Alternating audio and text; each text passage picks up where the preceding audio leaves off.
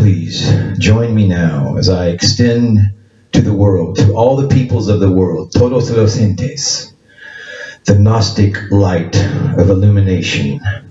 Small though it may be, it is an ember of knowledge, an ember of gnosis, that I'm convinced will spread throughout the world.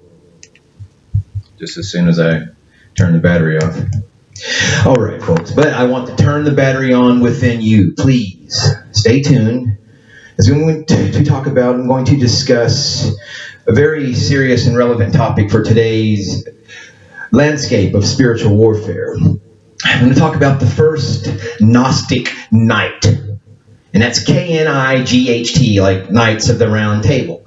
Now, the first Gnostic, and Gnostic is a word that means knowledge, a very intimate kind of knowledge, a knowledge that is thread and imbued throughout your apparatus, your genetic vehicle.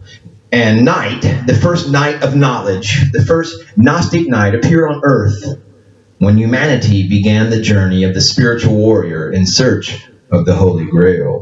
That would lead to none other than God, the source of all creation. Now, the premier night, the first night, the preeminent night, manifested in the Garden of Eden of the East, the Pacific continent, that continental drift theory refers to as Lemuria, and the Pan-Pacific people known as Mu, Hiva, Kumari, Nadu, Haba, Iti, Habai, Rutas, the land of Rua. Now, this primal Gnostic warrior was known as Kartikeya. Now, this comes from Kritika, a name for the Pleiades. Yes, the seven sisters, the little question mark in the sky. Perhaps you've noticed it. Now, Kartikeya, who is said to have arrived from the Pleiades via the planet Venus, which is actually in this solar system the home of Source, the home of God, where the cosmic throne resides. And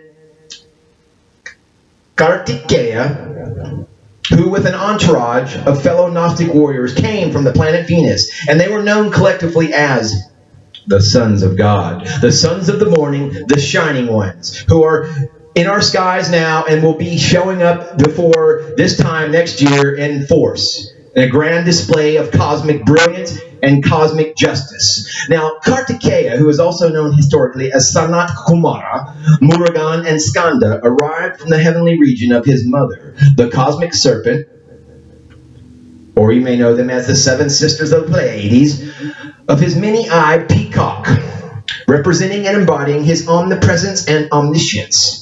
Now that means a whole lot of knowing and a whole lot of being.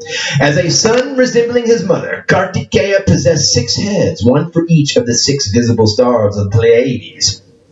And he wielded the wisdom of the serpent, which is gnosis, a type of knowledge that your whole life issues forth from. A daily conviction of gnosis, which is the wisdom of the serpent, and the power of the serpent, the force, the God force, both of which were represented by his weapon, the veil spear. Now the shaft of the veil represented the path of the serpent power, the human spine, and its head, or its blade, represented the third eye, the seat of gnosis. When thine eye be single, thy whole body shall be full of gnosis, the wisdom of the serpent. The message embodied by Kartikeya's veil is that the best weapon of the Gnostic warrior is gnosis, inner intuitive wisdom and guidance. So, this is all part and parcel of Egyptian soulcraft, of Neolithic soulcraft, because I do tend to go back to the ancient sciences before the 4th century, when the Roman Catholic Church began to kill and destroy wholesale all evidence and all literature and all statues and all art, anything to do with the ancient serpent knowledge of gnosis. So we go back to the ancients, to the masters of the arcane wisdom, who knew that the Bible was a book of astrotheology, that all the stories in the Bible were meant to be taken as allegory and parables for man, each person on their own journey. A spiritual blueprint, a spiritual roadmap, how to achieve perfection and gnosis in this lifetime. Apotheosis.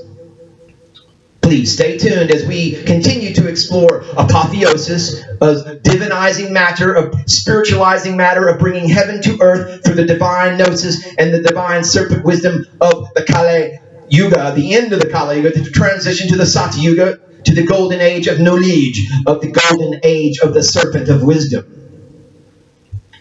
Namaste, namaskaram.